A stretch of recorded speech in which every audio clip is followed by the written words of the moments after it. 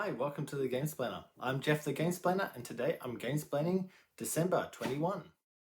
So this is my top 10 list for December 2021. Let's just get straight into it and see what has come about with December. I think there was about 20 or so games in the list, so I've managed to knock off quite a few, which means this actually is the cream of the games rather than just the games. My number 10 game for December is The Crew. I really like The Crew. I find that when I play it, it hits the table and we play multiple hands. It only counts as one game when I'm playing for my Instagram, counting up how many games I've played, which puts me in a weird position because I want to kind of knock over as many games as possible, but I'm then playing this one game many times, but it only counts as one game rather than multiple times on the one game. If you haven't come across The Crew, it is a co-op game where you're playing kind of a bridge or euchre or any of those hand management trump style games that are around with regular packs of cards, but this one is about allowing or getting a person to win a hand that has this particular card in it. And that's kind of the essence of the game. I really enjoy it. I think it's a fabulous game. There is a new version that's come out. I haven't tried, I haven't looked at it, but everything I've heard about it seems to be saying to just have the new version if you don't already have the old version. If you have the old version, don't worry too much about the new version.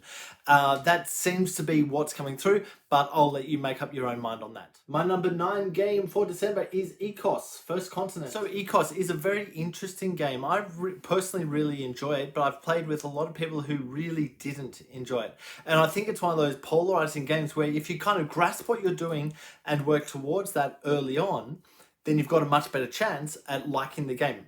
If you have just a whole bunch of cards and you're like, I don't know how to gain points or get anywhere, then it's going to take you a while to get it. I just got the expansion for it. I'm really glad I did. It doesn't change the game much. It just adds a few extra hands in, a few extra cards, but also adds in some pieces of terrain or known habitats that go over the top of the space, the hexes, once you have the appropriate lineup. And you'll get some points for doing that. That's pretty much the only change in the game. There's a couple of extra cards that come along with it, but in essence, that's the only changes. I really enjoyed it. I really appreciate it. The whole idea of it is that you are playing a card and you're putting little cubes onto spots on those cards when a token is drawn out that has a picture the same as the spot your cube is going to go on. And once a card is full, you then get to do all the stuff on that card. And that's kind of the essence of it. You can have as many cards in front of you as you like. And there's a kind of almost a jigsaw-ish kind of manipulation that needs to go on for you to do really well in the game.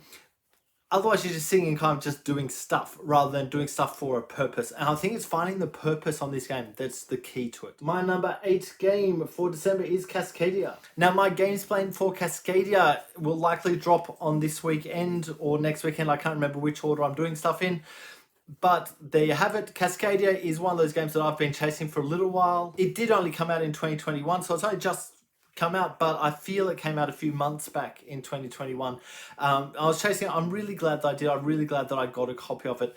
It's such a good game. The whole essence of it is you're taking a hex tile and a animal button, let's call it a button, and you're placing that into your own habitat. And there are little pictures of the animals on each of the hexes. So when you take a hex in, it may not have the picture of the animal you've picked up, but one of your other hexes that doesn't yet have an animal on it likely does. And the combinations or the placements of each of those animals will score differently depending on which game you're playing and which cards are out to help you with the scoring. And then the size of your terrain. So if you can get a whole bunch of water together, if you get 8, that might be bigger than someone else. So you're getting 8 points for that, but then you're getting points for having the maximum. There's a lot of stuff going on with the scoring this. I think it's really important with this game to understand the scoring of the game before you really get into it. Otherwise, you're just kind of doing stuff for no real apparent reason. My number 7 game for December is Castel. Now, Castel came out a few years back. I've only just managed to get my hands on a copy of it.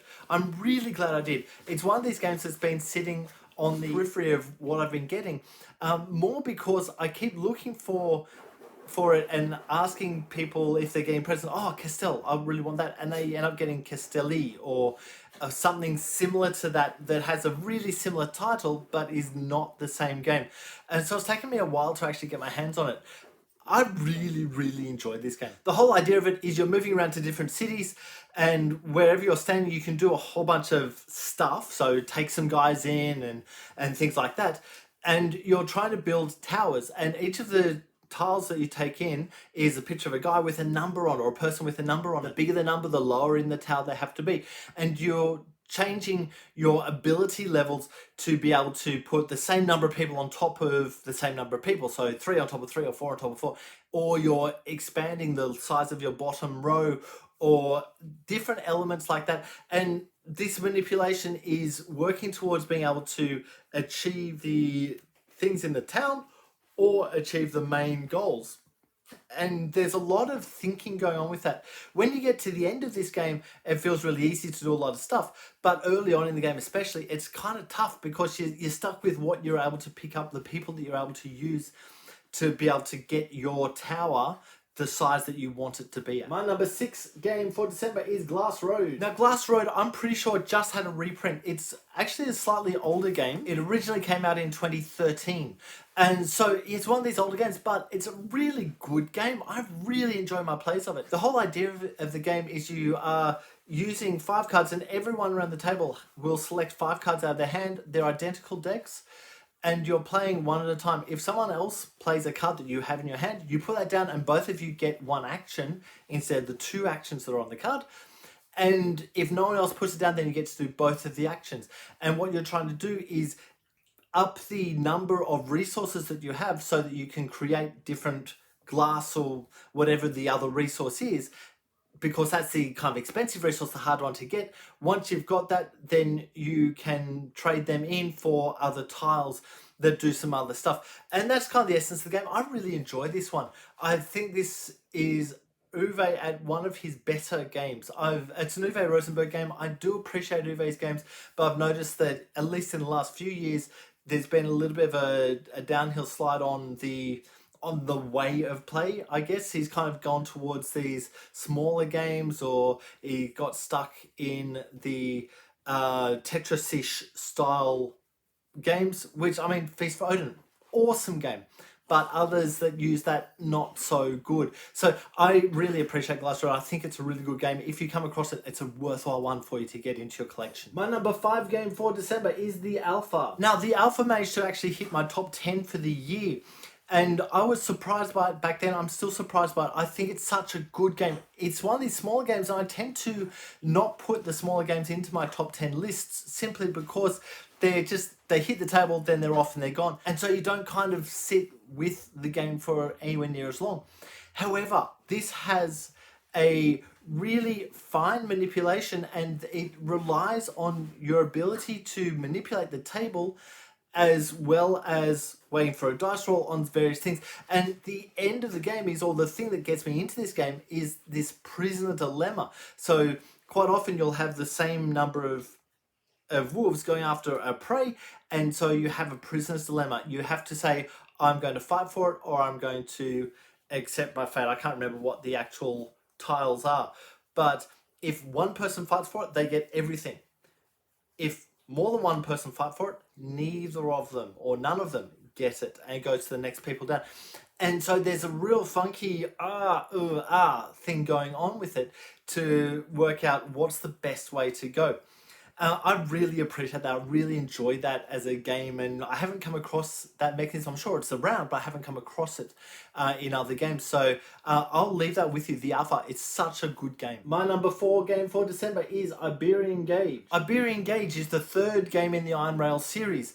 The Iron Rail series, they all look very similar on the table. It's just a map of hexes and little trains that go onto them. The way of playing each of these is vastly different, however.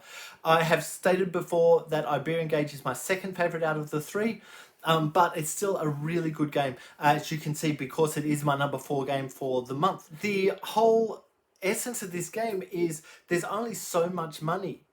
And so when you put a marker in to say to buy a share of a company, you are getting money into you, but the company will get less money. And so there's a real fine line on how many shares are sold out from a company to be able to keep them going. Because as soon as all the shares are sold out, that company has no money coming in unless one of the other companies uses their rail line. So there's a real fine line on which way to go, how heavy to go into a company, and all that type of stuff. It's such a good, thought-provoking game. My number 3 game for December is The Gallerist. Yes, that's right. Another one of the Vita Lasada games is in my top 10, is at the top end of my top 10. It's become a real standard thing now. If a Vita Lasada gets played, it's going to hit the top few of my top 10. I really enjoy The Gallerist. If you haven't come across it before, I really heavily suggest having a look at least at my Gamesplainer of it to get a feel for the game. It is quite dense and heavy, and there's a lot of stuff going on. But in terms of the Vita Lasada games, I actually think this is one of the easier to play games, easier to understand what you're doing games. Like, they're all have the same ideas, but just find this one plays very easily, as easily as a 4 out of 5 weight game can play. The whole idea of this game is that you are building up a art gallery with pieces of art. You're trying to make the artists of the pieces of art that you own become more valuable, and then sell the art so you can make more money and you can buy more stuff in. That's kind of the essence of the game. There's a whole bunch of other stuff going on, but that is the essence of the game. I really like The Gallerist. I think it's such a wonderful game. My number 2 game for December is The Castles of Burgundy. That's right, The Castles of Burgundy. This is the 20th anniversary edition that I have. I have done the Gamesplainer. I think I did that last weekend, or the weekend before, I can't remember, but it's been done. I heavily suggest having a look at it. If you haven't come across The Castles of Burgundy before, I would heavily suggest at least having a play of it. This is one of those games that I played a while back and just kind of sat in my periphery, but I really enjoy it. I think it's such a good game. Even though it's really old, it actually holds its ground really well. The only thing that pulls me back from it a little bit is dice, but there's manipulation of the dice, so you can change numbers if you have the right stuff to be able to change those numbers. But there's such a nice line of, oh, I've got to get this thing, I've got to get this up onto my map to be able to get the benefit of putting a thing on my map, or there's a whole bunch of other stuff you can do. This really nice line of thinking that goes into it. I think that Castles of Burgundy, it was number 1 on BGG a long time ago, but it was number 1, I'm pretty sure, and I think it absolutely deserved to be there. So I really like Castles of Burgundy. I think that it's a game that everyone should have at least had a look at. And my number 1 game for December is Hanzo Teutonica. Once again, Hanzo Teutonica is an older game. This is a big box version. It's got all the expansions in it, just like Castles of Burgundy. It's such a good game. It's nice and thought-provoking, and there's a different way of thinking on these slightly older games. I find then on the newer games are really living on have as few rules as possible but still make you think. This one has a couple of dense steps in the rules, but they're not a heap of rules going on, and there's enough going on at the table to really keep you thinking, and there's enough different ways to play the game to, if someone's doing that way and stopping you from being able to do that, you can always do this way and still do really well. There's a lot of stuff going on with it. I think this is such a wonderful game. I think that more people should be aware of it if you haven't come across it before. So look, I think I will leave it there. That's my top 10 for December 2021. If you have any comments or suggestions, please write them below. If you have any games that you would like to be gamesplained, please shoot me an email to thegamesplainer@gmail.com.